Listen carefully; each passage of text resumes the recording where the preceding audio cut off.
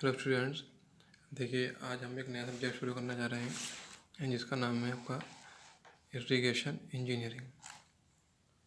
ठीक है, तो देखिए इस सब्जेक्ट की अगर हम बात करें तो ये सब्जेक्ट है आपका, यानी कह सकते हैं कि थियोरेटिकल ही सब्जेक्ट है आपका। ठीक है, इसमें न्यूमेरिकल मिलेंगे आपको, लेकिन एक दो चैप्टर में न्यूमेरिकल है सिर्फ। ठीक है, तो काफ़ी इंपॉर्टेंट सब्जेक्ट है आपका। आपके एग्ज़ाम पॉइंट ऑफ व्यू से भी आपको पढ़ना ज़रूरी है, और आपका बात करें तो कंपटीशन पॉइंट ऑफ व्यू से भी आपके लिए काफ़ी ज़्यादा इंपॉर्टेंट सब्जेक्ट है। ठीक है, कोई भी आप एग्ज़ाम देते हैं, सपोज आप किसी जेई का एग्ज़ाम देते हैं, तब भी इसमें से आपको लगभग 8 से 10 नंबर का आपको मिलता है एग्ज़ाम में। ठीक है, तो देखिए इरिगेशन इंजीनियरिंग की अगर हम शुरुआत करें, यानी जो पहला चैप्टर है इसका, तो वो है आपका इरिगेशन सिस्टम, यानी इसे कह सकते हैं हम सिंचाई प्रणालियाँ। तो देखिए इस चैप्टर में अगर हम सिलेबस की बात करें तो इसमें आपका दे रखा है, क्या है आपका, डेफिनेशन ऑफ इरिगेशन पढ़ना है आपको, यानी कि जो सिंचाई है उसकी परिभाषा। एंड सेकंड है आपका नेसेसिटी ऑफ इरिगेशन, यानी जो आपका सिंचाई है उसकी क्या आवश्यकता है हमारे लिए, क्यों ज़रूरी है हमारे लिए इरिगेशन, वो हमें पढ़ना है इसमें। ठीक है, नेक्स्ट है आपका history of development of irrigation in India, यानी जो भारत में आपका जो सिंचाई का जो विकास हुआ है वो कैसे हुआ है। ठीक है, किस तरह से हमने इसे विकास किया है, जो आज हमारा जो इरिगेशन सिस्टम है वो बहुत ही ब्रॉड हो चुका है, वो पढ़ना है आपको। ठीक है, नेक्स्ट है आपका इसमें टाइप्स ऑफ इरिगेशन। ठीक, एंड नेक्स्ट है आपका सोर्स ऑफ इरिगेशन वाटर। ठीक है, ये सारे जो टॉपिक्स हैं आपको इस चैप्टर में पढ़ रहे हैं। ठीक, अब देखिए अगर हम स्टार्टिंग की बात करें तो पहला है आपका डेफिनेशन ऑफ इरिगेशन।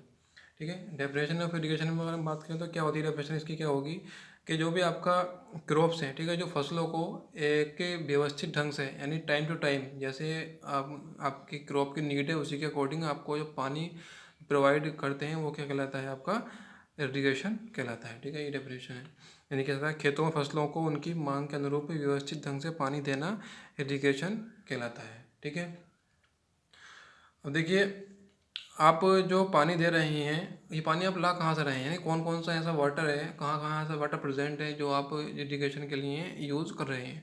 ठीक है, तो इसमें आप जो यूज़ करते हैं वो क्या करते हैं, आपका सिंचाई के लिए आप क्या वर्षा जल, यानी जो रेन वाटर है वो, अभी जो सरफेस वाटर है, आपको सरफेस जो वाटर प्रेजेंट है वो आप यूज़ करते हैं। और ज़रूरत पड़ने पर, यानी प्रेजेंट टाइम में जो मोस्टली जो यूज़ हो रहा है आपका, वो क्या हो रहा है, ग्राउंड वाटर ही ये यूज़ हो रहा है। ठीक है, तो ये 3 तरह का जो वाटर है, 3 जगह से वाटर आपको मिलता है, ये आप इरिगेशन के लिए जो है आप यूज़ करते हैं। ठीक है, अब देखिए इरिगेशन क्या है आपका, एक्चुअल में क्या है कि ये एक आर्टिफिशियल प्रोसेस है, यानी आर्टिफिशियली क्या है, आप क्रॉप को पानी प्रोवाइड कर रहे हैं, तो वो कहलाता है आपका इरिगेशन। ठीक है, अब अगर हम क्रॉप्स की बात करें तो क्रॉप्स जो आपकी 2 तरह की होंगी, एक होगी आपकी ग्रोन क्रॉप, यानी ऐसी क्रॉप, यानी ऐसी फसल जो कि आपके सिर्फ और सिर्फ आपका जो रेन वाटर है, जो बारिश का पानी है, या फिर जो भी आपका बाढ़ का पानी है, बाढ़ आ गई है उससे पानी आपको मिल रहा है, उससे अगर आपकी क्रॉप जो है उग रही है, ठीक है, ग्रोन हो रही है, तो वो कहलाती है आपकी रेन वाटर क्रॉप। ठीक, इसमें आपका सिंचाई का कोई भी रोल नहीं है, यानी जो आर्टिफिशियल प्रोसेस है इसमें वो बिल्कुल नहीं हो रही है। ठीक, क्यों, क्योंकि बारिश हो रही है, बारिश को ना ही आप कम कर सकते हैं ना ही आप ज़्यादा कर सकते हैं, जितनी होगी वो उतनी ही रहने वाली है। ठीक, नेक्स्ट होता है आपका इरीगेटेड क्रॉप।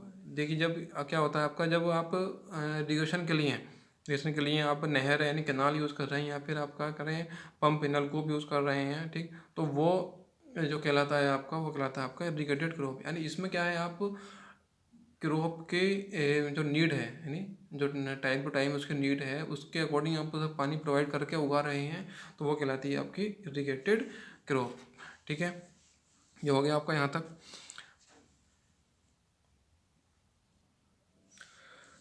ठीक है, अब आगे अगर हम बात करें तो आगे आपका नेक्स्ट है नेसेसिटी ऑफ इरिगेशन।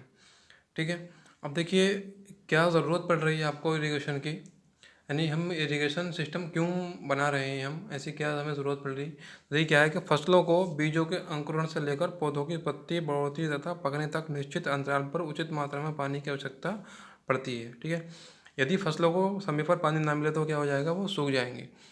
ठीक है, यानी हमें जो है मतलब फसलों के एक, मतलब जो टाइम होता है, जिस टाइम पे आप पानी चाहिए उस टाइम पे अगर हम पानी नहीं देंगे फसल को, क्या होगी, आपकी फसल सूख जाएगी, यानी क्या है आपका ये जो प्रोडक्शन होना था वो नहीं हो पाएगा। ठीक। अच्छा, नेक्स्ट है आपका क्या क्यों ज़रूरत है, तो क्या क्या है, फ्लक्चुएशन इन रेनफॉल। क्या होता है कि जब आपकी जो बारिश होती है, बारिश जो है फ्लक्चुएशन मतलब क्या है, टाइम पे बारिश नहीं हो रही है, यानी क्या है, कभी बारिश ज़्यादा हो रही है, कभी बारिश कम हो रही है, कभी टाइम से मतलब जिस टाइम पे होना चाहिए उस टाइम पे बारिश नहीं हो रही है। ठीक। अगर उस टाइम बारिश नहीं हो रही है तो आपको क्या है, फसल को आपको पानी चाहिए है, और लेकिन पानी नहीं मिल रहा है, तो इसलिए हमें क्या करना होता है, इरीगेशन सिस्टम बनाना पड़ता है। ठीक है। नेक्स्ट होता है कि आपका लेस रेनफॉल, यानी जितनी रेनफॉल इतनी बारिश होनी थी उसके कंपैरिजन में क्या हो रही है, बारिश काफ़ी कम हो रही है। ठीक है। जब बारिश कम हो रही है तो पानी की मात्रा भी कम है, तो हमें क्या है, हमारी फसल को पानी नहीं मिल पाएगा, इसलिए हमें क्या है, इरिगेशन की ज़रूरत पड़ेगी, यानी हमें क्या आर्टिफिशियल प्रोसेस से पानी फसल को प्रोवाइड करना पड़ेगा। ठीक है। थर्ड है आपका एक्सेस रेनफॉल। ठीक है। यानी क्या है आपका, ये एक्सेस रेनफॉल है, यानी क्या है कि आपका बारिश क्या है, ज़्यादा हो गई बारिश, बहुत ज़्यादा बारिश हो रही है। ठीक है।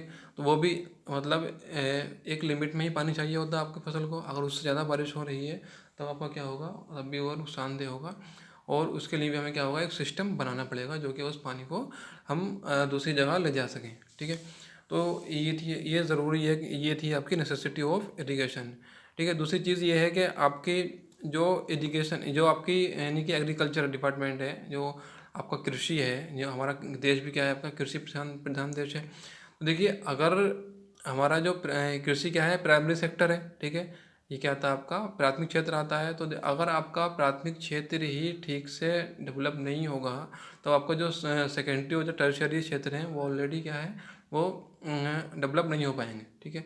तो अगर हमें प्राइमरी क्षेत्र यानी जो कृषि को अगर हमें डेवलप करना है, तो क्या करना होगा, हमें उसके लिए उचित जो सिंचाई व्यवस्था है वो बनानी पड़ेगी। ठीक है। इसलिए हमें क्या है, इरिगेशन की ज़रूरत पड़ती है। ठीक। देखिए, आगे अगर हम बात करें तो आगे है आपका development of irrigation in India. ठीक है। तो क्या इंडिया में आपका जो भारत में इरिगेशन है, सिंचाई है, वो कैसे डेवलप हुई। तो देखिए, ऐसा नहीं है कि प्रेजेंट टाइम में हमारे देश में इरिगेशन हो रहा है, एक लंबे समय से, प्राचीन काल से ही हमारे देश में क्या है, इरिगेशन सिस्टम था, लेकिन वो क्या था, इतना डेवलप नहीं था जैसे प्रेजेंट टाइम में है। ठीक है। जैसे आपका देखा कि भारत, मिस्र और चीन में पुराने समय से ही लोगों को फसलों की सिंचाई का ज्ञान था। ठीक है। भारतीय प्राचीन काल से सिंचाई का प्रयोग करते आ रहे हैं, ये बात क्लियर है, ये आपको पुरानी किताबों में मिलती है। ठीक है। जो भी आपके पुराने ग्रंथ हैं उनमें ये चीज़ देखने को मिलती है, क्या भाई, हम भारतीय जो थे वो पहले से ही क्या करते हैं, सिंचाई का उन्हें ज्ञान था, वो सिंचाई करते थे। ठीक है।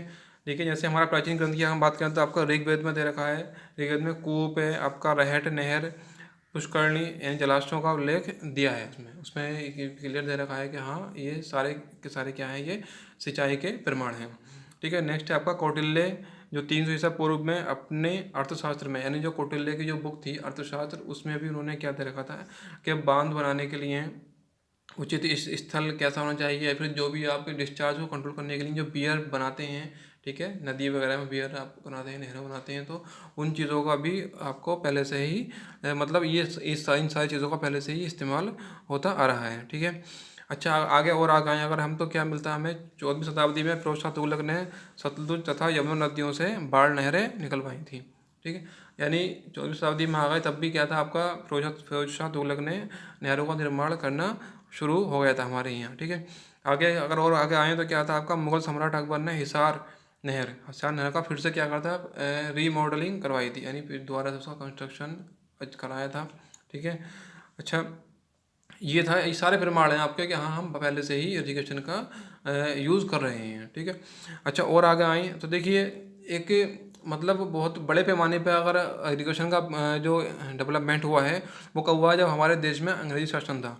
अंग्रेज़ों ने क्या किया था, देखिए, अंग्रेज़ों ने कई बड़े काम किए थे इरिगेशन के लिए। क्या 1817 में पश्चिमी यमुना नहर का निर्माण करवाया था, 1817 में करवाया था इन्होंने ये। और 1854 में क्या था, ऊपरी गंगा नहर। ऐसे 1884 में सरहिंद नहर का निर्माण, ये सारी चीज़ें अंग्रेज़ों ने किया था, यानी इन्होंने भी हमारे देश में इरिगेशन के लिए काफ़ी बड़ा काम किया था। ठीक है। और देखिए, उसके बाद भी हमारा देश स्वतंत्र हो गया था, तब भी उसके बाद से भी हमारे देश में क्या है, लगातार इरिगेशन पे काम किया जा रहा है। ठीक है। यानी कि लगभग ये कह सकते हैं कि 1000 छोटी बड़ी सिंचाई परियोजनाओं पर कार्य चल रहा है, या कुछ पे कार्य पूर्ण हो चुका है। ठीक है। जैसे नागार्जुन सागर परियोजना आपकी आंध्र प्रदेश में है, ये बहुत बड़ा प्रोजेक्ट है आपका।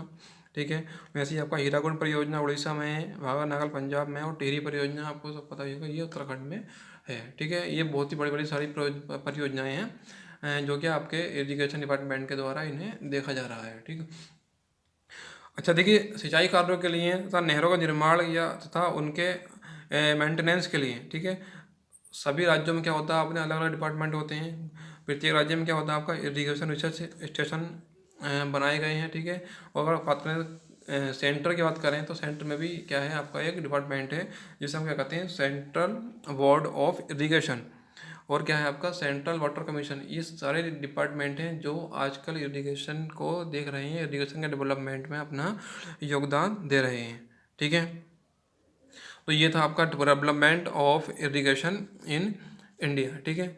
ये आपके 3 टॉपिक थे जो हमने इस वीडियो में जो है कवर किए हैं। कौन कौन सा था आपका, एक था डेफिनेशन ऑफ इरिगेशन था, नेक्स्ट था आपका नेसेसिटी ऑफ इरिगेशन, और आपका थर्ड था development of irrigation in India. ठीक है। आई होप ये तीनों टॉपिक आप लोगों को क्लियर हो गए होंगे। चलिए नेक्स्ट वीडियो में मिलते हैं।